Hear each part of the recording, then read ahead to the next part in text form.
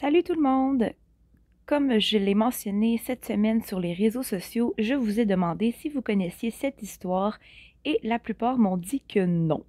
Donc aujourd'hui, je vous parle de Marie-Alexandrine Baker. Je vous laisse le temps de vous installer bien confortablement et lorsque vous êtes prêts, on est parti dans la vidéo.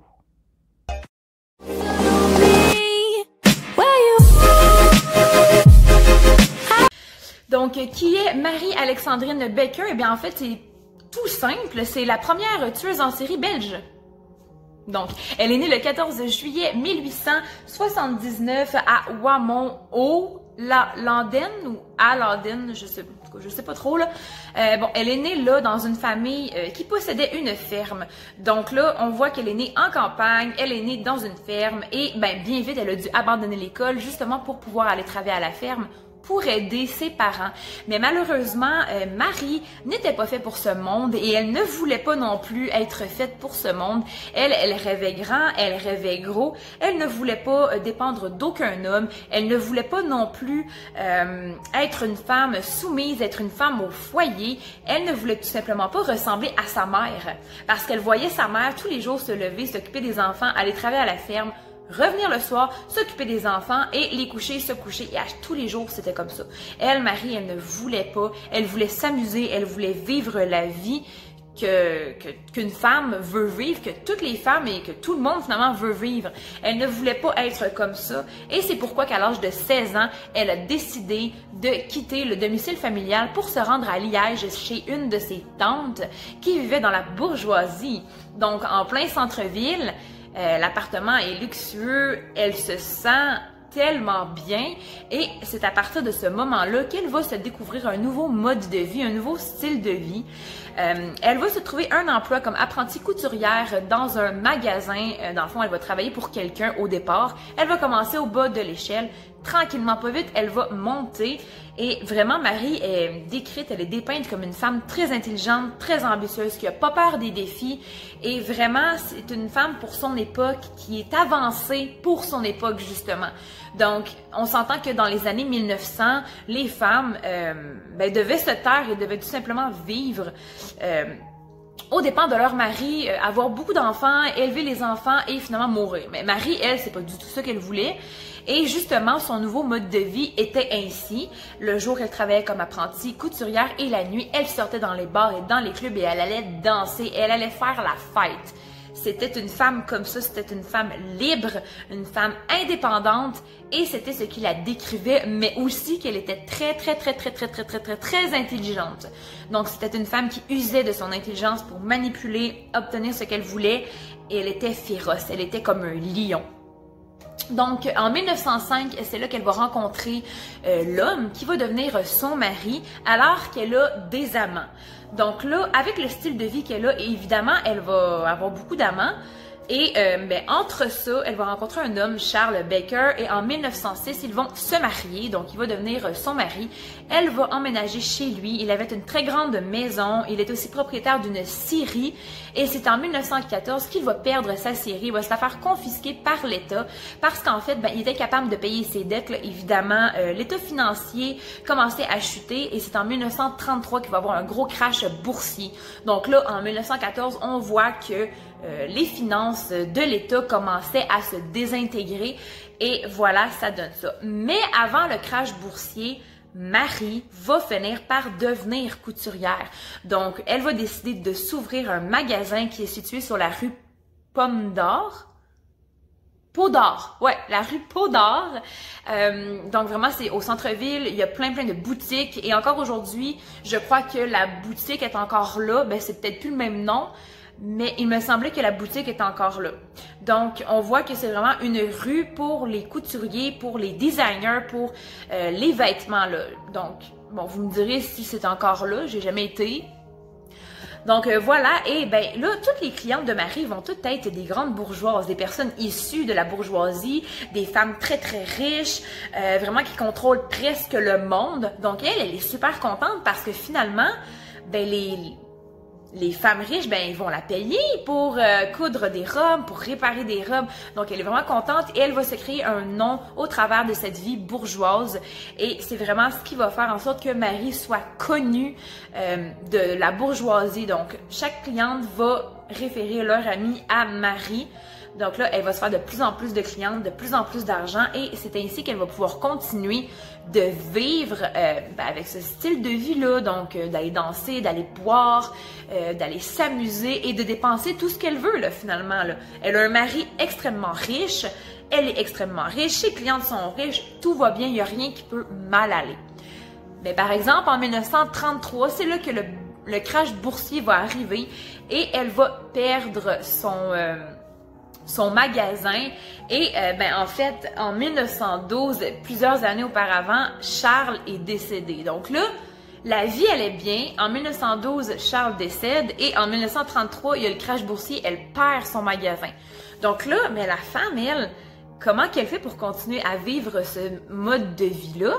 Elle ne veut pas abandonner ce mode de vie-là parce que si elle l'abandonne, il va falloir qu'elle retourne travailler comme sa mère travaillait à un salaire de crève-faim. Elle pourrait plus s'amuser, elle pourrait plus s'acheter tout ce qu'elle veut. Elle veut vraiment pas ça.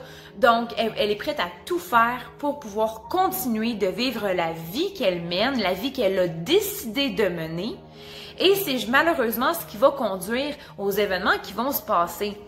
Donc là, en 1933, il y a le crash boursier, elle perd son magasin, elle a de l'argent, oui, mais pas assez pour continuer à payer ce qu'elle veut, là. Disons qu'elle fait 600 € par mois, mais elle en gaspille 1000. Donc là, il en manque 400. Fait qu'il faut que ce 400-là soit rentabilisé en quelque part. Donc, ce qu'elle va faire, c'est qu'elle va s'inscrire comme garde-malade, comme aide à domicile pour ses anciennes clientes. Et elle va avoir beaucoup de clientes, mais tu sais, c'est pas super payant quand même, là. Il y a pas... Vraiment, la femme tombe en dépression et c'est vraiment ce qui va la conduire chez son médecin. Et ce médecin-là va lui prescrire de la digitaline parce qu'elle a perdu son mari, elle a perdu son magasin, elle est en genre de dépression. Et là, vous allez me demander, c'est quoi ça de la digitaline? Eh bien, de la digitaline, c'est un médicament à base de plantes qui est utilisé pour soigner les problèmes cardiaques, mais aussi à petite dose, les dépressions majeures, les dépressions mineures et l'anxiété. Donc, en fait, Marie, elle souffrait de dépression à la suite de la perte de son mari et plus du magasin. Là, okay? Parce que, tu sais, même quand son mari est décédé, elle a continué d'avoir des amants. 20 ans de moins qu'elle, elle, ça ne dérangeait pas, là. Elle continue de s'amuser pareil. Donc, c'est pas mal plus à cause qu'elle a perdu son magasin qu'à cause qu'elle a perdu son mari. On va se dire franchement, cette femme-là n'aimait pas. Elle était incapable d'aimer. Quand j'ai regardé le documentaire, quand je me documentais, pour moi, avoir autant d'amants alors que tu es mariée et que tu t'en caches pas, c'est que t'es pas honteuse d'avoir des amants, donc nécessairement tu ne te sens pas mal face à ton mari d'avoir des amants. Finalement, ce médicament-là, s'il est donné en petite dose, ça peut aider au problème cardiaque et à régler la dépression. Mais s'il est en trop grosse dose, ça peut entraîner des crises de cœur, mais un peu avant, légèrement de la torture. Parce que ce médicament-là, il va procurer en fait un état léthargique. La personne va se mettre à trembler, elle va souffrir dans tout son corps. Et malheureusement, eh bien, Marie, c'est de ce médicament-là qu'elle va se servir pour pouvoir obtenir ce qu'elle veut. Donc là, en 1933, tuer va devenir une routine parce que elle va se rendre chez ses clientes et là, elle devient envieuse. Elle devient envieuse pourquoi? Parce que ses clientes, c'est des vieilles femmes âgées seules, ils ont une grande maison, ils ont plein de vêtements de grosses marques, ils ont des souliers de grosses marques, ils ont de l'argent de caché un peu partout dans la maison. Et Marie, elle, ça l'attriste parce qu'elle ne peut pas vivre la vie qu'elle voulait, là, elle peut plus le faire, là, elle est trop serrée, là. Donc, elle va se dire, si je vole mes clientes, peut-être qu'ils s'en rendront pas compte parce que, elles sont vieilles. Donc, nécessairement, ils font peut-être un peu d'Alzheimer ou, Donc là, elle va se mettre à voler ses clientes, des vêtements qu'elle va revendre, de l'argent, évidemment, là, un pactole entassé dans un tiroir ou un armoire. Et ses clientes ne s'en rendront pas compte. Mais là, ce sera pas assez. Marie, son style de vie, ça coûte très très cher. Elle fréquente des restaurants très très chers, des bars très très chers. Elle s'habille avec des vêtements très très chers. Donc là, c'est pas assez, c'est jamais assez et ce sera jamais assez. Donc là, ben, ce qu'elle va faire, c'est que la première fois, c'est en 1933 qu'elle va le faire. Elle va se rendre chez une de ses clientes, elle va lui servir du thé et elle va verser de la digitaline dans le thé de sa cliente, mais pas en petite dose, en grosse dose. Ce qu'elle va faire, c'est qu'elle va lui donner le thé et elle va quitter la maison. 2-3 jours plus tard, elle va revenir et elle va découvrir sa cliente qui est décédée sur le divan ou dans son lit. Et là, elle va appeler la police. Pendant que la police arrive, elle va voler les biens de sa cliente, donc des vêtements et de l'argent. Tout l'argent qu'elle trouve dans la maison, elle va le voler. La police va arriver et là, ce qui va arriver, c'est que bon, ils vont emmener le corps et à cette époque, les autopsies, c'était pas autant fréquent qu'aujourd'hui, là, on se le cachera pas. Si la personne était vieille, était âgée, ben le médecin légiste disait tout simplement qu'elle était morte de cause naturelle. Parce que mourir à 85 ans, c'est tout à fait normal. Donc, bon, toutes les clientes étaient âgées, donc à quoi ça sert? T'sais, on perd de l'argent pour rien quand on sait qu'elle est morte de cause naturelle. Donc là, c'est justement ce qui va arriver avec 11 victimes, 11 femmes qui sont décédées aux mains de Mary Baker. Les médecins légistes ne feront pas nécessairement d'autopsie. Bon, ben c'est une mort naturelle. Écoute, Marie allait chez les personnes pour les aider parce qu'elle était en fin de vie. Donc, si elle meurt, ben c'est normal. Et pourquoi Marie serait une suspecte là-dedans? Elle était engagée pour ça, pour aider la personne à aller vers l'au-delà. Donc, finalement, ben, il n'y aura pas vraiment de suspicion envers Marie, là. C'est une femme en partant, donc qui c'est qui suspecte une femme, surtout dans ces années-là? C'est pas vraiment, là. Donc là, finalement, ben, c'est ça. Donc, le 16 octobre 1936, Marie va se rendre chez sa dernière victime qui aurait été la 12e. Mais là, ce qu'elle ne savait pas, c'est que 4 jours plus tôt, au palais de justice, il y a une lettre qui a été envoyée, une lettre anonyme, qui justement pointait peut-être que Marie serait suspecte de meurtre, parce que là, un voisin, on pense en fait que ce serait un voisin qui aurait vu justement là Marie en train de déposer, en train peut-être d'essayer d'assassiner une personne. Et là, bon, tu sais, de toute façon, dans ces années-là, je pense pas qu'on était... en tout cas, la personne qui a envoyé la lettre, elle a pas vraiment dit le pourquoi, mais elle suspectait Marie d'assassiner ses patientes là, pour X raisons. Là. Et la police, ben justement, ils vont la suspecter, ils vont l'observer pendant 4 jours. Et lorsqu'elle se rend chez une de ses victimes, ben, une de ses clientes en tant que telle, Marie va se faire arrêter et les policiers vont la fouiller, ils vont découvrir sur elle de la digitaline, une capsule de digitaline. Et ensuite, ils vont avoir l'autorisation de pouvoir aller fouiller son domicile et ils vont se rendre compte que dans son domicile, dans sa pharmacie, il y avait beaucoup de capsules de digitaline. Donc, elle va se faire arrêter et mise en examen. Puis le 7 juin 1938, soit 2 ans après, il y a un procès qui va s'ouvrir parce que finalement, ben Marie a trop de preuves contre elle, la digitaline. Et là, les 11 corps qui ont été enterrés, ils ont été inhumés et le médecin légiste a fait une autopsie qui a révélé que, ben, malheureusement, les victimes avaient une trop forte dose de digitaline et que ce médicament-là ne leur avait pas été prescrit à elle, mais à Marie. Donc, Marie était là, elle avait de la digitaline, elle en met dans leur tasse de thé et ben, la personne meurt étrangement, tu sais. Donc, le procès a vraiment fait la une des journaux partout dans le monde, partout en Europe. Il y a des journalistes qui venaient parce que ben, Mary Baker est techniquement une des premières tueuses en série de Belgique. Mais aussi, c'est que c'est très rare en fait d'avoir une tueuse en série qui est une femme. Donc là, vraiment, là, il y a beaucoup de journalistes et ça a été une des premières fois où le procès a pu être filmé en entier. Donc, si vous voulez voir des extraits du procès, vous pouvez aller regarder sur le net. Il y a quand même beaucoup de vidéos qui sont encore là. et qu'on peut voir. Donc, durant tout le procès, Marie disait que non, non, non, elle n'avait pas tué ses clientes, qu'elles étaient mortes, qu'il y a quelqu'un qui a essayé de la piéger même. Et ben malheureusement pour elle, le jury, c'était tous des hommes, le juge était un homme, l'avocat de la défense était un homme et l'avocat de la poursuite était un homme.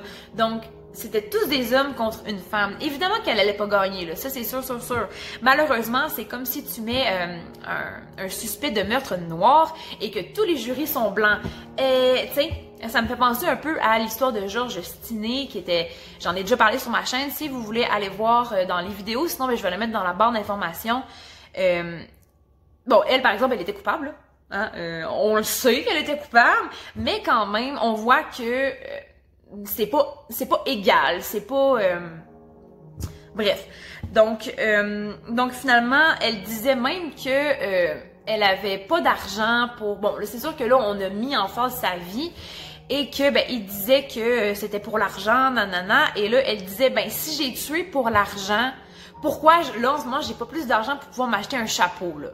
T'sais, donc là à un moment donné, on la voit au procès avec un chapeau et c'était le chapeau que la femme d'un des policiers lui avait acheté parce qu'elle trouvait qu'elle faisait pitié.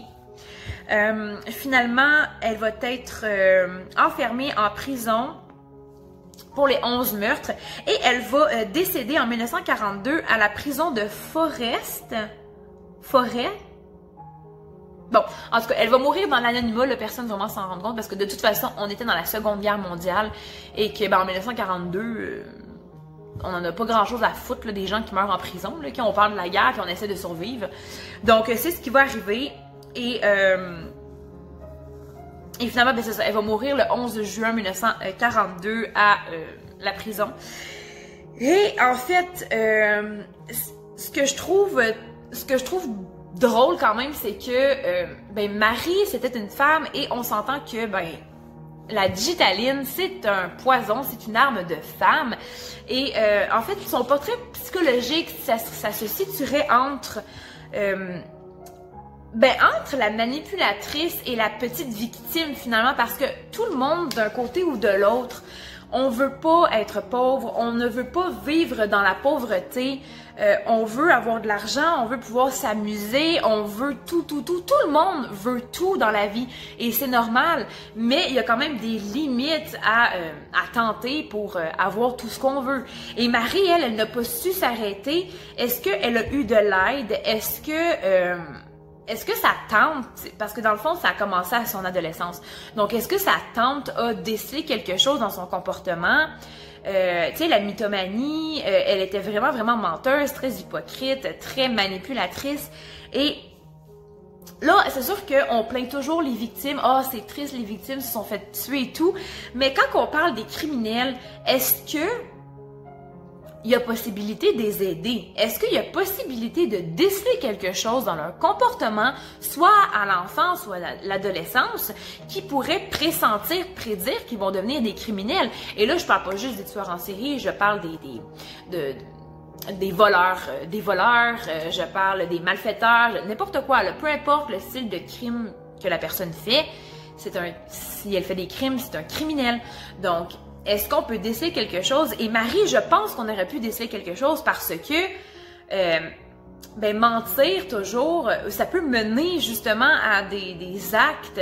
Et surtout qu'elle a quitté sa petite ville de campagne, sa petite vie à la campagne pour pouvoir s'en aller s'installer en ville en pleine bourgeoisie. Et là, tranquillement, elle commence à mentir. Et en fait, quand j'ai regardé le documentaire et quand je faisais les recherches, ben, tout le monde le voyait qu'elle mentait. Donc, pourquoi ils n'ont rien fait? Qu'est-ce qui vous a empêché d'agir? Qu'est-ce qui vous a empêché de faire quelque chose contre ça? Je veux dire, vous le saviez qu'elle commençait à mentir, qu'elle commençait à avoir beaucoup d'amants, à sortir dans les clubs. On le voit qu'elle ne va pas bien, la fille, là. Elle ne va pas bien. Et même si... ben là, c'est pas parce qu'elle va dans des clubs qu'elle va devenir criminelle. Non, c'est pas ça que je dis non plus. Ce que je dis, c'est que quand une personne passe son temps à aller dans des clubs, à s'évader, à boire, il faut se poser des questions, surtout à l'âge qu'elle avait. 16, 17, 18 ans, c'est quand même jeune. Donc, qu'est-ce qui se passe? La tante, elle était où? Et les parents étaient où, en fait? Moi, c'est c'est ce qui me manque un petit peu. En fait, il n'y a pas beaucoup d'informations sur ses parents. Je crois qu'après son déménagement, elle les a pas revus, elle n'a pas entretenu de relation ni de liaison avec eux. Mais je suis persuadée que dans chaque situation, il y a toujours un petit geste, une petite chose qu'on peut déceler qui fait en sorte que la personne ne va pas bien, qu'elle soit en dépression, qu'elle soit anxieuse, peu importe. Là, je parle encore une fois, je ne parle pas juste de la criminalité, je parle de la dépression et de tout ce qui s'ensuit par la suite. Donc voilà, c'est tout pour moi. J'espère que vous avez aimé le contenu. Si c'est le cas, mettez un pouce bleu, likez, abonnez-vous, activez la cloche de notif pour ne manquer aucune de mes vidéos. Vous pouvez aussi commenter la vidéo pour me dire si vous avez aimé le contenu, si vous avez des idées de sujets ou si vous voulez me partager votre propre histoire. Ça va me faire plaisir d'en parler. Donc, on se retrouve chaque semaine, chaque samedi 18h pour un nouveau sujet. Et d'ici la semaine prochaine, je vous souhaite une bonne semaine. Prenez soin de vous, c'est important. Aimez-vous davantage avant de pouvoir aimer les autres. Et voilà, donc gros bisous à vous et on se retrouve très vite pour un prochain sujet.